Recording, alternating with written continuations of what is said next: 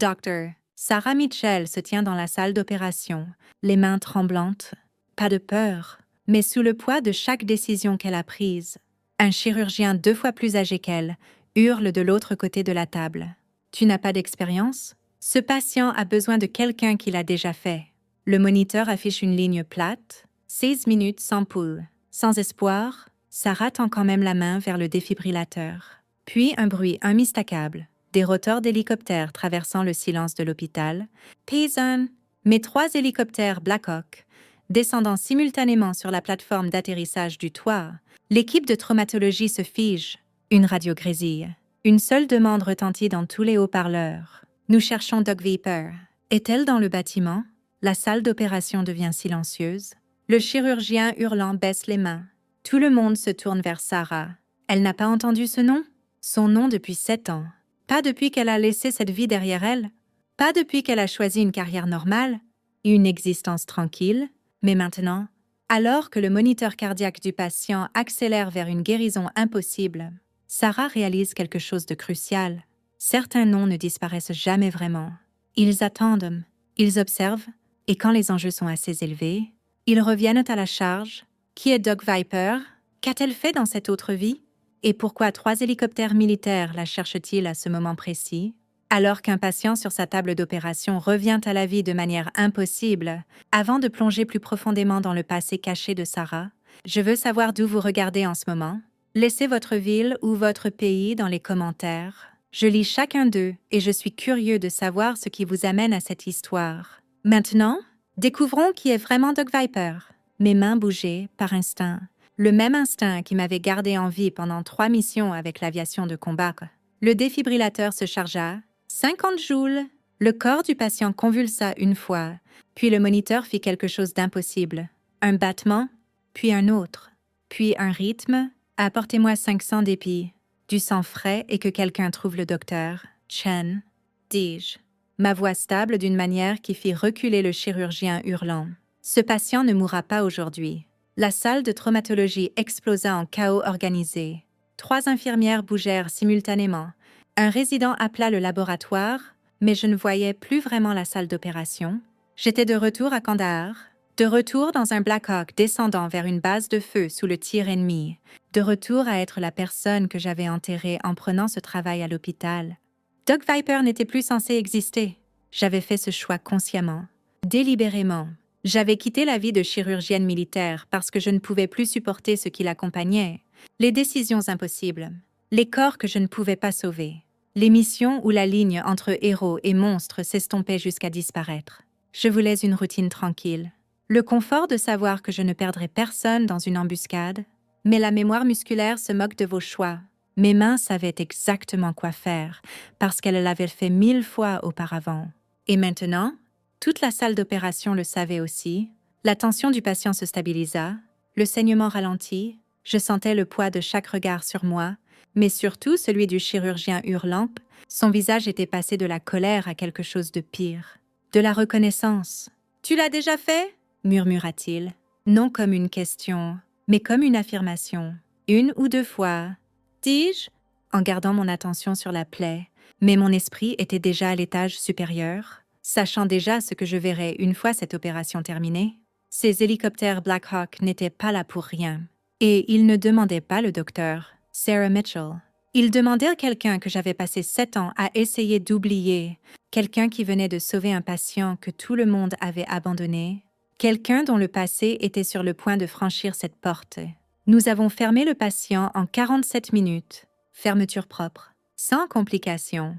Au moment où j'enlevais mes gants chirurgicaux, le chef de la chirurgie de l'hôpital m'attendait déjà dehors. Le visage pâle. « Mitchell, qu'est-ce que c'était que ça ?» demanda-t-il.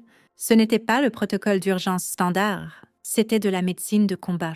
Je terminais pour lui, sachant déjà que cette conversation était inévitable. Quand on a des ressources limitées et des blessures critiques, on s'adapte. Il me saisit le bras. L'armée est ici. 3 équipages de Black Hawk sur le toit. Ils demandent un chirurgien qui se fait appeler Viper. Je leur ai dit que nous n'avions personne de ce nom. Mais ensuite, je me suis souvenu de votre dossier de service. Mitchell, êtes-vous... Je ne l'attendis pas pour qu'il finisse. J'étais déjà en route vers l'ascenseur, Mon cœur battait la chamade tandis que je montais. 7 ans. J'avais tenu 7 ans sans ça. 7 ans à choisir la chirurgie traumatologique dans un hôpital civil plutôt que ce que j'étais vraiment, ce qu'il m'avait entraîné à devenir. Un chirurgien de vol pour les opérations spéciales, un spécialiste en traumatologie qui opérait sur le terrain, quelqu'un capable de prendre des décisions en une fraction de seconde sur la vie et la mort sans renfort, sans deuxième avis, sans filet de sécurité. Le toit était en chaos. 3 Black Hawk avec les rotors encore en marche, une douzaine de soldats en tenue de vol et au centre, le capitaine James Rodriguez, mon ancien commandant, l'homme qui m'avait fait devenir Doc Viper en premier lieu. Quand il me vit, il ne sourit pas, il ne me salua pas. Il dit juste 4 mots qui changèrent tout. « Nous avons besoin de toi ce soir. » J'aurais dû dire non. J'aurais dû retourner dans cet hôpital et rester dans la vie que j'avais construite. Mais alors que Rodriguez se tournait pour me montrer le briefing de la mission, je vis les photographies, les images de combat, les coordonnées, une opération si classifiée que même regarder les documents de briefing sans autorisation était un crime fédéral. Et en dessous de tout, une note manuscrite de l'écriture familière de Rodriguez. La seule chirurgienne au monde capable de faire ça est celle qui se tient sur ce toit. Je réalisais alors ce que j'avais nié pendant 7 ans. On ne choisit pas qui on est. On choisit seulement si on est honnête à ce sujet. Doc Viper se tenait sur ce toit, que je l'admette ou non, et apparemment, elle était sur le point de prendre la plus grande décision de sa vie. Le briefing de la mission dura 3 minutes. C'est tout ce qu'ils me donnèrent. Opération d'extraction. En profondeur dans un territoire hostile, atout de haute valeur. Une civile américaine touchée par des éclats d'obus. Nous parlons de lacération grave, possible saignement interne. Et l'hôpital de soutien de combat le plus proche est à 200 km. Tu opérerais sur le terrain. Le Black Hawk 4 est déjà configuré en suite médicale. Équipe chirurgicale complète prête. Je me tenais dans la tente militaire qu'ils avaient installée sur le toit de l'hôpital, entourée d'équipements que je n'avais pas touchés depuis des années. Packs chirurgicaux, supports à perfusion, échographie portable, une table chirurgicale conçue pour un aéronef en mouvement. Tout revint d'un coup. La vitesse de prise de décision, le poids, la certitude absolue que si on fait le mauvais choix, quelqu'un meurt. Pas éventuellement, immédiatement. Sarah Rodriguez m'observait attentivement. J'ai besoin de savoir tout de suite. Es-tu partante? Ou est-ce que j'appelle le docteur? Harrison de Johns Hopkins. Ils avaient contacté d'autres? Bien sûr qu'ils l'avaient fait. C'est ce qu'on fait dans l'armée. On a toujours un plan de secours. Mais voilà ce que Rodriguez ne disait pas. Il me voulait moi. Pas parce que j'étais disponible, mais parce que dans les 3 incidents où rien d'autre n'avait marché, Doc Viper avait réussi. « Combien de temps ?» demandai-je. « Extraction dans 40 minutes. Chirurgie sur le terrain. Tu seras de retour ici dans 10 heures. 10 heures. Une décision qui pourrait réécrire tout ce que j'avais construit en 7 ans. » Je regardais Rodriguez, puis la suite chirurgicale, puis l'hôpital visible à travers le rabat de la tente. L'endroit sûr et prévisible où je m'étais cachée. Le chirurgien hurlant en bas, dis-je lentement. Celui dont j'ai sauvé le patient. Il va avoir des questions sur où je suis allée, sur ce que je faisais ici. Alors mens, dit simplement Rodriguez. Ou ne reviens pas, à toi de choisir. C'est à ce moment que je réalisais ce qui se passait vraiment. Ce n'était pas juste une mission. Rodriguez testait quelque chose, voyant si Doc Viper était vraiment parti, ou si elle attendait juste la bonne raison pour se réveiller. Mes mains se dirigeaient déjà vers le pack chirurgical. « Je viens avec vous ?»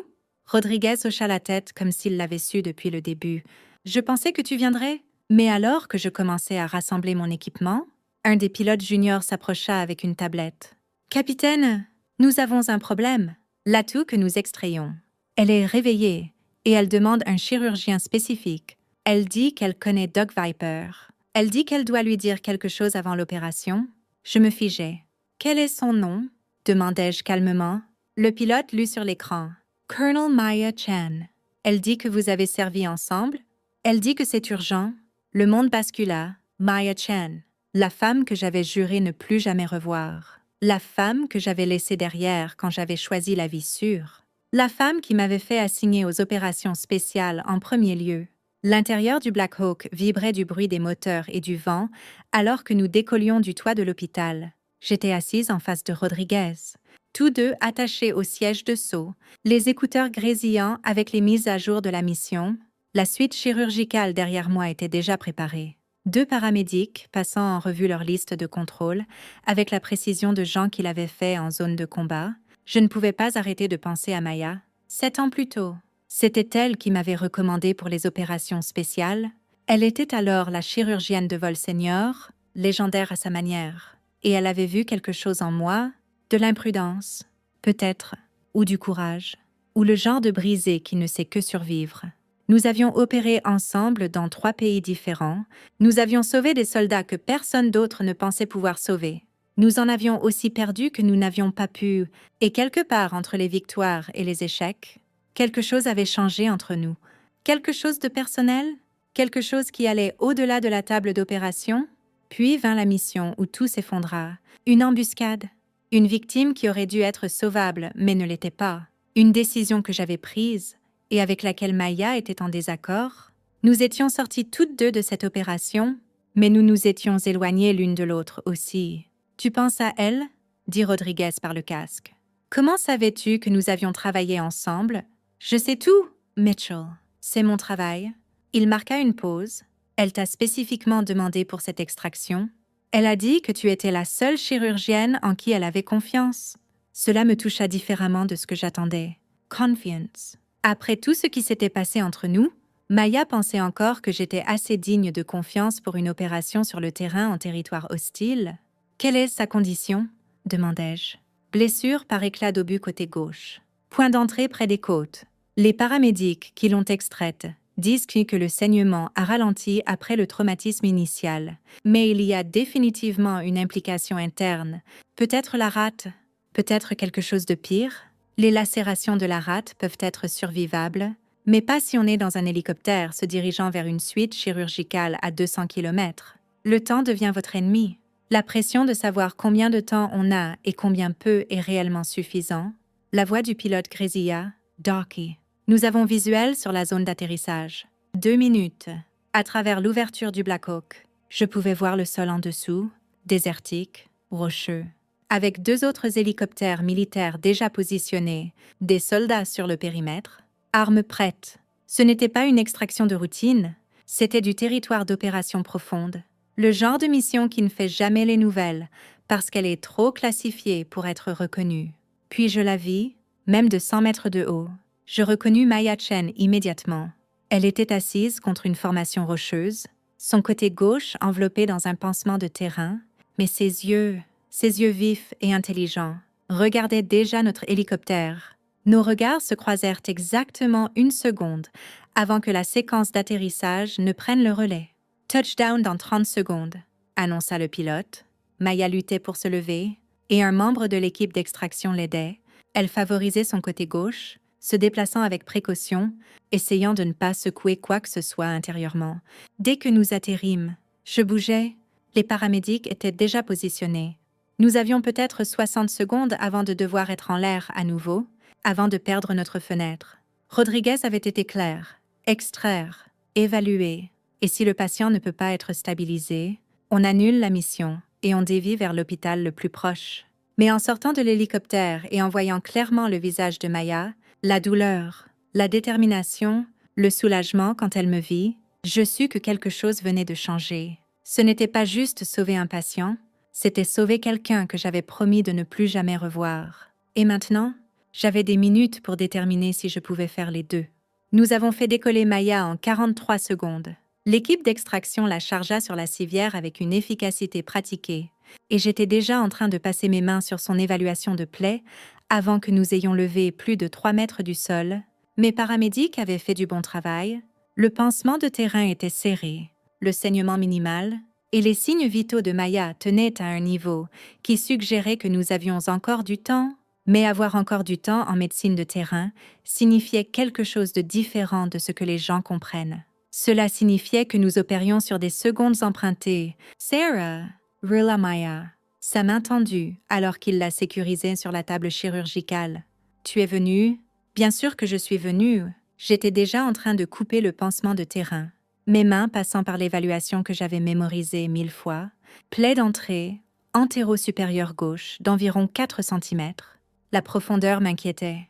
Trop profonde pour un traumatisme de surface. Combien de douleurs 4 sur 10, ce qui signifie que je mens et que c'est en fait 7. Elle réussit un faible sourire. Certaines choses ne changent pas.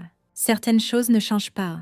Voilà, l'intimité de 7 ans s'effondrant en une seule mission.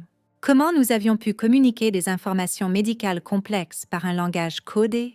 Comment nous nous comprenions sans parler? Nous avons besoin d'une échographie, appelai-je à mon équipe.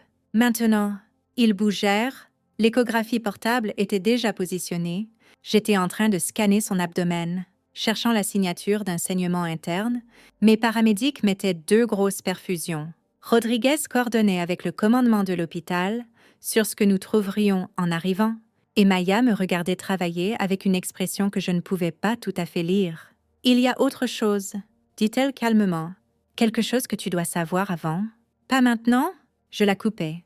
Concentrée sur l'écran de l'échographie, on parle après que je sache exactement à quoi on a affaire. Mais je pouvais sentir ses yeux sur moi. Je pouvais sentir qu'il y avait plus à cette extraction qu'une simple urgence médicale. C'est alors que la voix du pilote grésilla. « Urgent. Doc, nous avons une situation.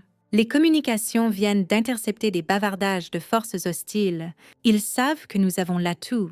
Ils lancent des intercepteurs. ETA jusqu'à notre position. 8 minutes. 8 minutes.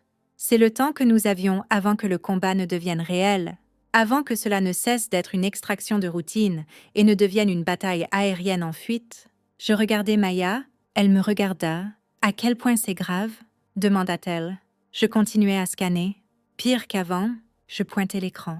Ta rate est lacérée, saignement interne, mais pas catastrophique. Tu as besoin d'une chirurgie dans les 4 prochaines heures, où on regarde une septicémie et un arrêt d'organes. Peux-tu le faire ici? C'était la question qui séparait les chirurgiens militaires des civils. Dans un hôpital civil, je dirais non. Trop dangereux, trop de complications, trop de choses qui pourraient mal tourner dans un aéronef en mouvement avec des forces hostiles approchant. Mais je n'étais pas une chirurgienne civile en ce moment. J'étais Doc Viper. Et Doc Viper avait opéré dans des conditions pires que ça. Oui, dis-je en me déplaçant déjà pour installer la suite chirurgicale. Je peux le faire ici, mais nous allons avoir exactement une chance de le faire correctement. Si quelque chose va mal, si tu hémorragies, s'il y a une complication que je ne peux pas gérer en vol, ce patient meurt, alors ne la laisse pas mourir, dit Maya. Sa main trouva la mienne. Je te fais confiance, Sarah. Comme je l'ai toujours fait. La voix du pilote revint. Signature hostile maintenant visibles au radar. 5 minutes jusqu'à l'engagement. À l'extérieur de l'hélicoptère, les soldats prenaient position. Le vrombissement des rotors semblait accélérer. Et soudain, je n'opérais pas juste sur un patient traumatisé dans un Black Hawk en mouvement, j'opérais sous le feu, et le patient était la femme que j'avais passé 7 ans à essayer d'oublier. Avant de continuer, cette histoire devient beaucoup plus intense. Si vous voulez savoir ce qui se passe ensuite, si vous voulez comprendre qui est vraiment Maya et pourquoi elle était la seule personne au monde qui pouvait demander à Doc Viper de revenir, vous devez être là pour la suite. Abonnez-vous et activez les notifications pour ne pas manquer les chapitres 6 à 10. C'est là que tout change. Faites-moi confiance. Maintenant, retour à la salle d'opération. La suite chirurgicale à l'intérieur d'un Black Hawk est une ingénierie de précision, mais elle a ses limites. J'avais exactement 17 minutes du moment où j'ai fait l'incision jusqu'au moment où le feu hostile a commencé à toucher la carlingue. Les premiers tirs vinrent du côté gauche. Des étincelles de métal contre le blindage renforcé et mes mains n'hésitèrent pas. J'étais déjà à 8 cm dans l'abdomen de Maya, évaluant les dommages à la rate avec une certitude tactile. La rate était brisée, pas complètement, mais presque. La lacération était assez grave pour qu'une réparation conservatrice ne tienne pas. Ce patient avait besoin d'une splénectomie, un retrait complet, et cela signifiait que je courais contre un choc hémorragique tout en courant contre des missiles entrants. Aspiration, appelai-je, ma voix stable malgré l'aéronef qui tanguait, alors que le pilote prenait des mesures d'évitement. Mes paramédics bougèrent, comme si nous avions répété ça 1000 fois. Ce que nous avions fait, juste jamais à cette vitesse avec autant de feu ennemi. Signature hostile maintenant à 3 minutes, annonça le pilote. Le capitaine Rodriguez recommande d'accélérer le calendrier. Il n'y avait pas d'accélération possible. La chirurgie n'était pas une négociation. On ne pouvait pas dire à ses mains de travailler plus vite sans sacrifier la précision. Et la précision était la seule chose qui gardait Maya en vie. J'isolai l'artère splénique, la ligaturae. Le saignement s'arrêta immédiatement. Un bon signe. J'évaluai les tissus environnants pour des dommages collatéraux quand Maya halta. Sa tension artérielle chutait vite. Elle hémorragie. Un de mes paramédics cria par-dessus le bruit. Tension à 80/50. Une autre lacération que je ne voyais pas. Saignement interne du traumatisme que la blessure initiale n'avait pas comptabilisé. C'est là que ça devenait réel. C'est là que la différence entre un bon chirurgien et un grand devenait visible. Je la trouvais. Une autre déchirure, celle-ci dans l'aorte descendante, partiellement scellée par un caillot, mais saignant encore activement dans l'espace rétropéritonéal. Si je ne la contrôlais pas dans les 30 prochaines secondes, le caillot se délogerait et Maya se viderait de son sang en moins de temps qu'il n'en faut pour dire au revoir. Mes mains bougèrent. Des années d'entraînement au combat, de mémoire musculaire développée dans des conditions exactement comme celle-ci. Conditions impossibles, décision de vie ou de mort. Pas de place pour l'hésitation. Je clampai l'aorte avec précaution, contrôlant l'hémorragie sans occlure complètement le vaisseau. Si je coupais le flux sanguin entièrement, je créerais des dommages tissulaires en dessous du clan qui pourraient être aussi létaux que le saignement. Tension stabilisée, rapporte à le paramédic. 100/65. Encore en baisse, mais stable. L'hélicoptère vira sec. À travers l'ouverture, je pouvais voir des flashs de museau dans la distance, feu de riposte des mitrailleurs du Black Hawk. Le bruit était assourdissant. Tout se compressait dans la carlingue, tout amplifié par l'adrénaline. 2 minutes jusqu'à l'engagement. Appela le pilote. J'étais en train de finir la réparation artérielle quand Rodriguez apparut à mes côtés, le visage sombre. « Elle te demande ?» dit-il. « Après la chirurgie, nous sortons de cet aéronef. » Je rétorquai. Mon focus absolu. Après la chirurgie, elle a besoin d'une surveillance au niveau des soins intensifs. Après la chirurgie, elle a quelque chose à te dire sur pourquoi elle t'a demandé spécifiquement. Rodriguez marqua une pause. Sur pourquoi elle t'a fait assigner à mon équipe il y a 7 ans? Je m'arrêtai juste une seconde, juste assez longtemps pour que cette information s'enregistre. Mais 1 seconde est tout ce qu'il faut pour des complications en chirurgie. La tension de Maya monta en flèche. Son rythme cardiaque accéléra. Quelque chose n'allait pas, quelque chose que je ne voyais pas. « Qu'as-tu fait ?» demandai-je. « Qu'as-tu juste dit ?»« Rien. Je juste... Non. » J'étais de retour dans l'incision, cherchant la complication. « Tu m'as distraite exactement au mauvais moment. Que t'a-t-elle dit ?» Quelle est la chose que Maya ne pouvait pas me dire elle-même? Rodriguez ne répondit pas, parce que c'est alors que le premier missile frappa. L'impact me projeta sur le côté. Mes mains étaient encore dans l'abdomen de Maya. La mémoire musculaire me ramena en position, même alors que ma conscience essayait de traiter que nous avions été touchés. L'aéronef vira sec à droite. Des alarmes hurlaient, et pour exactement un moment. Je pensais que nous allions nous écraser, puis le pilote corrigea. Nous restâmes en l'air. Rapport de dommages. Rodriguez criait dans son casque. Section arrière. Dommages hydrauliques. Nous perdons de l'altitude, mais maintenons le vol. Mes mains étaient déjà en mouvement, finissant les réparations, sécurisant les sutures, passant par l'évaluation post-opératoire avec une précision mécanique. L'entraînement me portait maintenant parce que tout ce qui était plus lent que l'instinct tuerait le patient sur ma table. Vérification finale de la tension. Appelai-je. Stable. 105/62. En hausse. Le missile avait fait quelque chose que je n'attendais pas. Au lieu de tuer Maya, il avait accéléré sa guérison. Le pic d'adrénaline dans son système, la réponse au traumatisme, l'instinct de survie pur. Cela avait en quelque sorte poussé son corps loin du bord du choc hémorragique. J'étais en train de fermer quand les yeux de Maya trouvèrent ses miens. Consciente, alerte. Sa main s'étendit et attrapa mon poignet. « Je suis désolée » râla-t-elle. « Pourquoi ? Pour être partie, pour ne pas avoir lutté pour nous, pour t'avoir laissé partir il y a 7 ans ?» L'aéronef tangua à nouveau. Nous perdions de l'altitude plus vite maintenant. La voix du pilote était plus tendue. 2 minutes jusqu'à l'hôpital si nous y arrivons. Mais je n'étais pas concentrée sur l'aéronef. J'étais concentrée sur les yeux de Maya. « Tu peux t'excuser après avoir survécu ?» dis-je, mes mains finissant les dernières sutures avec une précision décisive. « Pour l'instant, tu dois tenir bon. »« Il y a quelque chose que tu ne comprends pas ?» murmura Maya. « Sûre pourquoi je suis revenue, sûre pourquoi Rodriguez t'a amené ici. » « Dis-le-moi plus tard. » Je n'aurai peut-être pas de plus tard. Sarah, et tu dois savoir. Elle serra mon poignet plus fort, la perte de sang la rendant désespérée. La raison pour laquelle ils ont envoyé 3 Blackhawks. La raison pour laquelle ils ont spécifiquement demandé Doc Viper, ce n'est pas à cause de ce que tu peux faire chirurgicalement. L'hôpital était visible maintenant à travers la fenêtre de l'hélicoptère. Nous descendions vite, trop vite, mais nous allions y arriver. C'est parce que Maya commença, mais le pilote la coupa. Touchdown dans 60 secondes. Préparez votre patient pour un transfert immédiat en salle d'opération. Mes paramédics bougeaient déjà. L'aéronef toucha le sol et soudain, il y eut le chaos. Le personnel de l'hôpital se précipitant vers la civière, des chirurgiens traumatologues nous rencontrant à la zone d'atterrissage. L'urgence contrôlée d'un patient arrivant en urgence. Alors qu'ils emmenaient Maya, elle essayait encore de parler, sa voix s'affaiblissant. « Sarah, tu dois savoir qui je suis vraiment? Qui j'étais? Pourquoi? » Admission en soins intensifs. Appelai-je à l'équipe chirurgicale, l'interrompant. Splénectomie, réparation artérielle, lacération étendue. Elle est stable, mais surveillée pour hémorragie secondaire. Je la prépare pour une imagerie complète, mais en les regardant l'emmener vers l'hôpital, je réalisais quelque chose de terrible. Elle n'avait pas fini ce qu'elle disait, et pour la première fois en 7 ans, j'étais soudain terrifiée de ne jamais l'entendre. Parce que debout au bord de la zone d'atterrissage, dans un uniforme que je ne reconnaissais pas, se tenait un homme qui ressemblait assez à Maya pour être son frère. Il me regardait avec une expression suggérant qu'il savait exactement qui j'étais.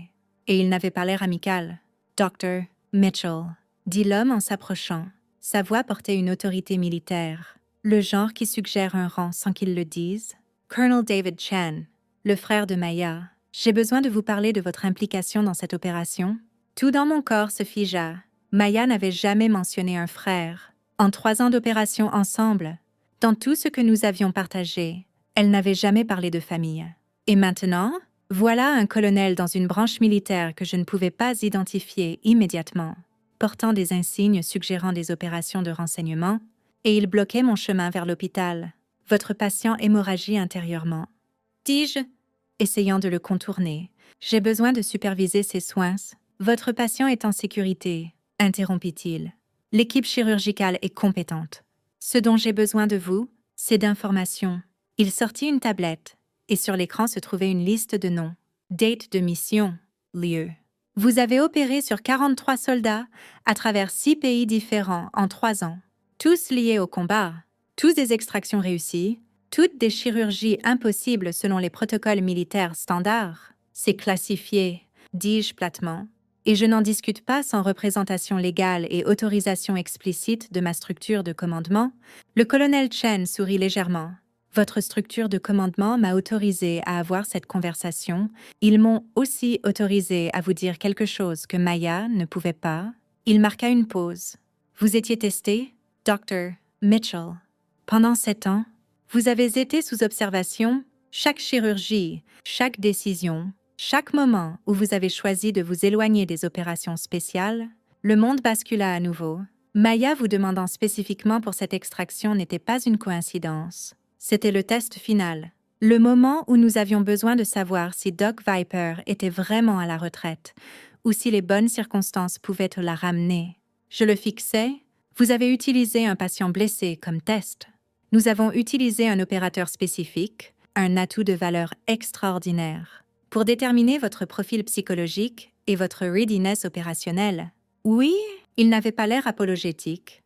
Et maintenant, nous savons ce que nous avions besoin de savoir. À savoir que vous êtes exactement qui nous pensions que vous étiez. Une chirurgienne qui opère à un niveau que la plupart des gens considèrent impossible, quelqu'un capable de prendre des décisions impossibles dans des circonstances impossibles, quelqu'un dont nous avons besoin. Derrière lui, je pouvais voir le personnel de l'hôpital emmener Maya vers les soins intensifs. Elle était encore consciente, essayant encore de regarder en arrière vers moi, mais les médicaments la tiraient vers le bas. « Que voulez-vous » demandai-je au colonel Chen. « La même chose que vous avez évité pendant 7 ans. » Il dit « Nous voulons Doc Viper de retour de manière permanente. Nous avons une opération prévue dans 3 semaines. L'intervention chirurgicale la plus critique de la décennie. Nous avons besoin de vous ?» Je pensais aux chirurgiens hurlant de retour à l'hôpital civil, à la carrière sûre et prévisible que j'avais construite. aux 7 ans à fuir exactement ce moment. Et si je refuse? L'expression du colonel Chen ne changea pas. Alors, vous ne saurez jamais ce que votre sœur ne vous a jamais dit? Je me figeai. Ma quoi? Maya Chen est votre sœur. Dr. Mitchell. Demi-sœur techniquement, même père. Mère différente. Votre père était le colonel James Mitchell, commandant des opérations spéciales. Il a été tué dans la même embuscade où Maya a eu son tatouage. Il pointe à la tablette. Celui que vous avez vu quand elle a retroussé sa manche en salle d'opération, la pièce tournait. Maya, ma sœur, la femme avec qui j'avais... Non, je ne pouvais pas compléter cette pensée. C'est impossible, soufflai-je. Je n'ai pas de sœur. Je n'ai jamais... Votre père l'a cachée pour des raisons de sécurité opérationnelle. Maya n'a su pour vous qu'il y a 3 mois. Elle a demandé cette assignation spécifiquement pour vous rencontrer. Pour vous dire la vérité, il marqua une pause. Mais le vol en hélicoptère était un peu chaotique pour des retrouvailles familiales. Je regardais en arrière vers l'hôpital, vers les soins intensifs où Maya était stabilisée, vers la réalité impossible de 7 ans recontextualisée en une seule conversation. Quoi d'autre? Demandai-je. Parce qu'il y avait toujours autre chose. L'expression du colonel Chen changea enfin. Quelque chose comme de la sympathie traversa son visage. Votre père n'est pas mort dans cette embuscade par accident. Dr. Mitchell, il a été assassiné, et les gens qui l'ont fait opèrent encore, sont encore actifs. Et il se rapproche quand de Maya. Le sol semblait instable sous mes pieds. Cette opération dans 3 semaines, ce n'est pas militaire. C'est une extraction, et l'atout que nous extrayons, elle est la seule témoin survivante du meurtre de votre père. Tout prit soudain sens. Les 3 Blackhawks, la demande spécifique pour Doc Viper, la façon dont Maya m'avait regardée en salle d'opération, comme si on lui avait donné une seconde chance.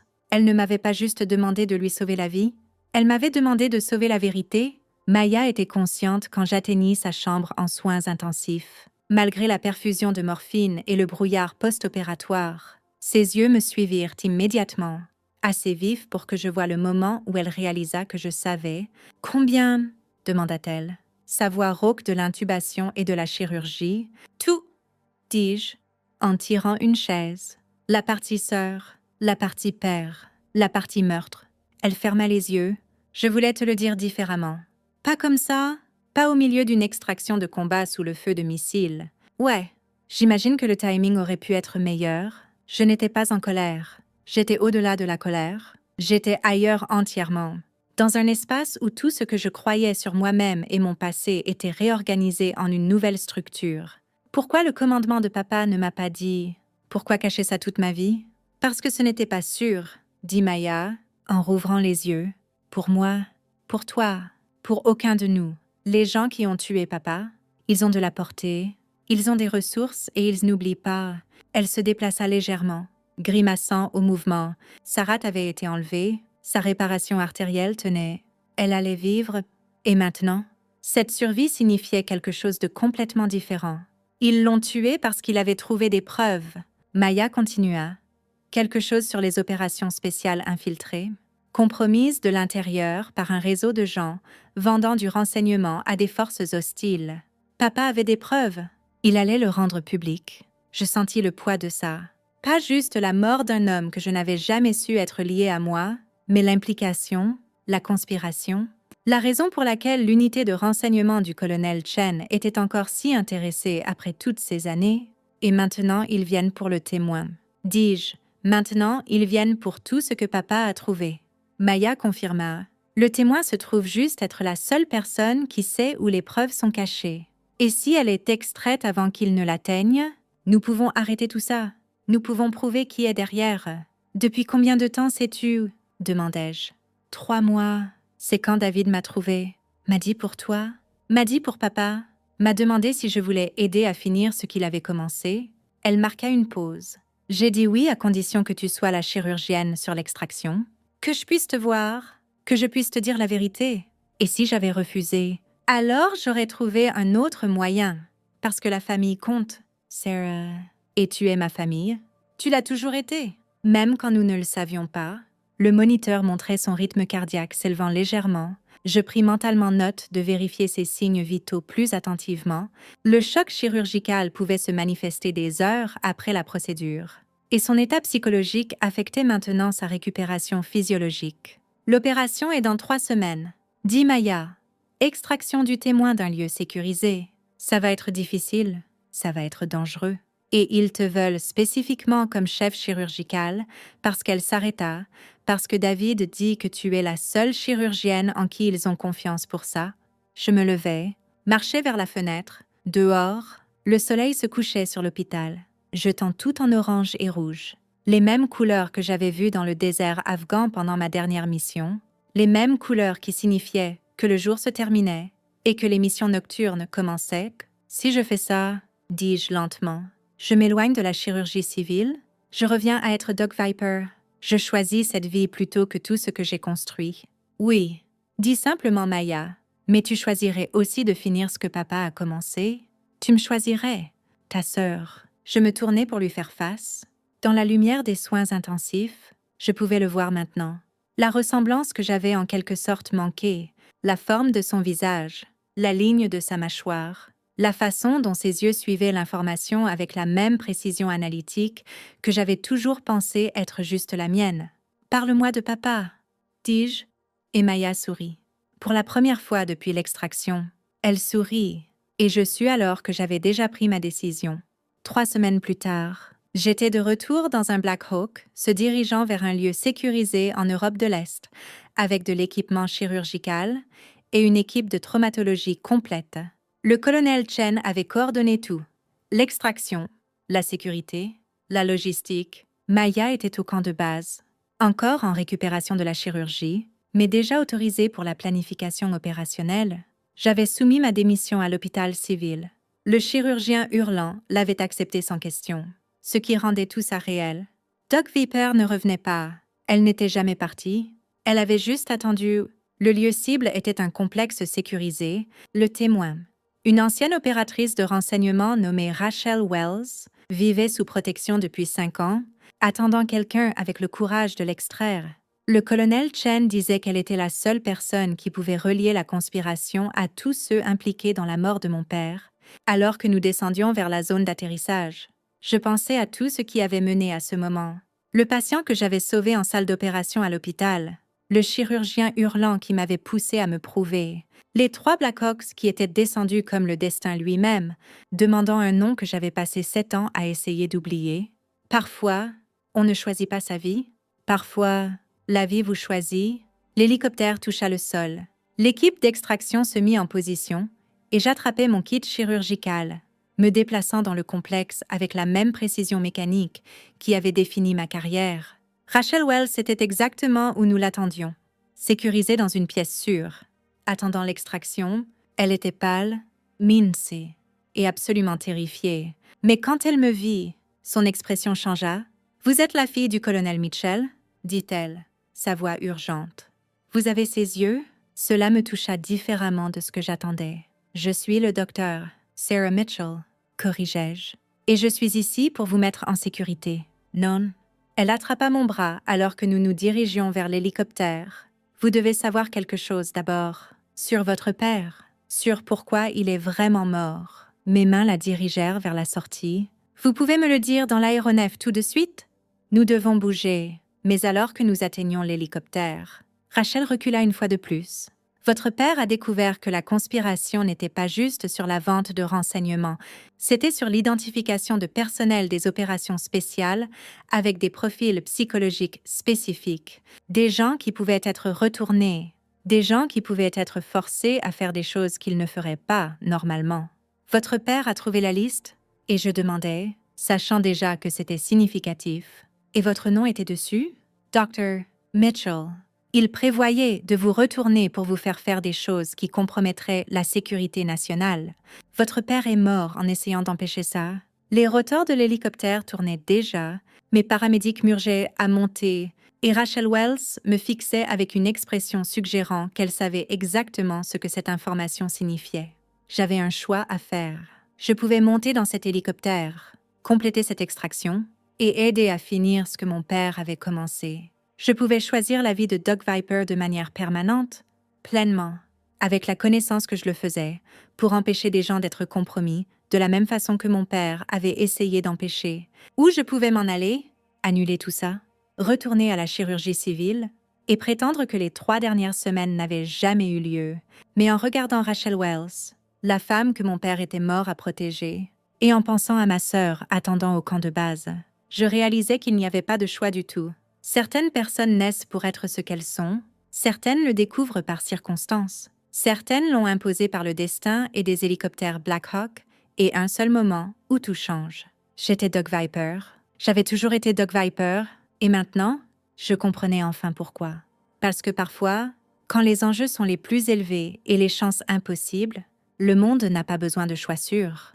Il a besoin de quelqu'un prêt à opérer dans les espaces impossibles où la survie et l'éthique se heurtent. Il a besoin de quelqu'un qui peut prendre la décision impossible et vivre avec les conséquences. Il a besoin de Doc Viper? J'attrapai le bras de Rachel et la tirai dans l'hélicoptère. Les rotors accélérèrent. L'aéronef s'éleva dans le ciel nocturne, nous emportant vers ce qui venait ensuite, et quelque part dans la carlingue, j'entendis la voix de ma sœur par le système de communication. « Bienvenue à la maison, Sarah. »« Bienvenue à la maison ?» L'hélicoptère disparut dans l'obscurité, emportant Doc Viper de retour à la vie qu'elle n'avait jamais vraiment laissée derrière. Has flowers and it has heels. Has heels? Heels? I think that the grass needs to be bluer. Ooh, don't go into a hole.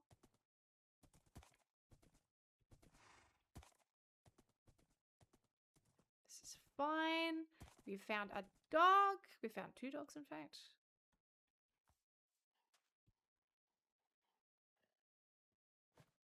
Watch this.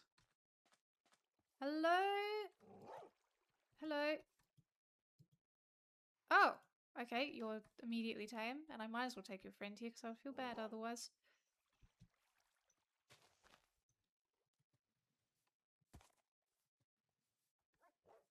It was just that easy. I've been told Tila grass makes the meadow. Jesus Christ.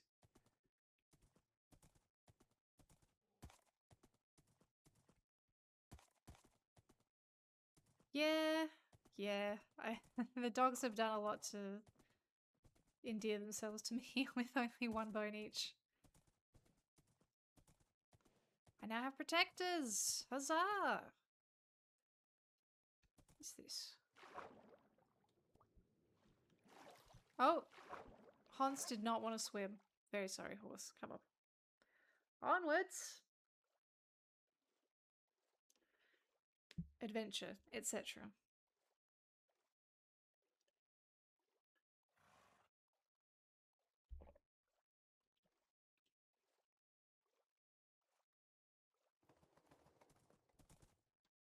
These dogs will never die.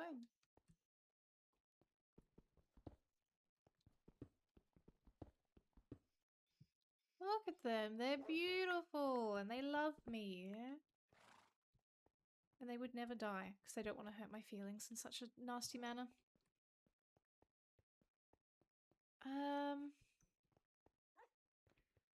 This might be time for a boat.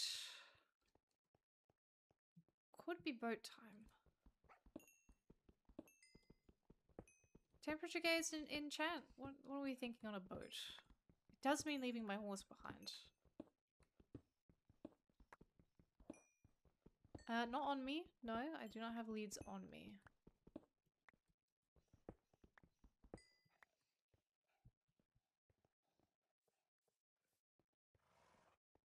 Super doesn't like oceans. They are very large. Okay, I'm off the map.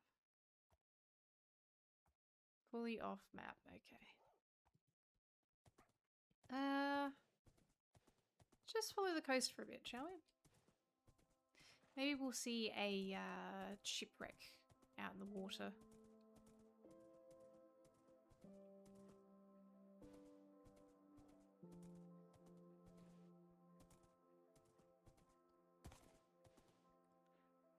Boat chain, eh? Seems awfully similar to a gang chain. A gang chain. And those are not fun. At least not for the ones part of it. Come on, horse. Thank you. If I'm not mistaken, that looks like a shipwreck. Just out there. Alright, we'll swim out to that peninsula. And go from there.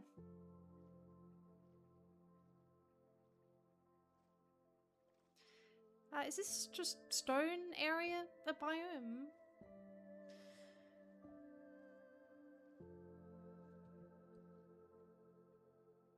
Oh, my dogs are coming. They're very slow swimmers.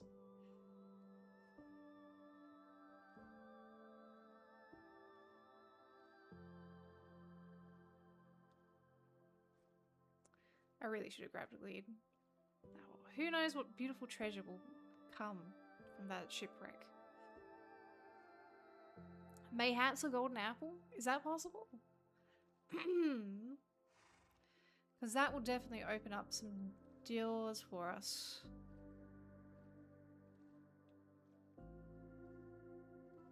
I didn't take a spare bed, did I? I didn't. I can answer that question.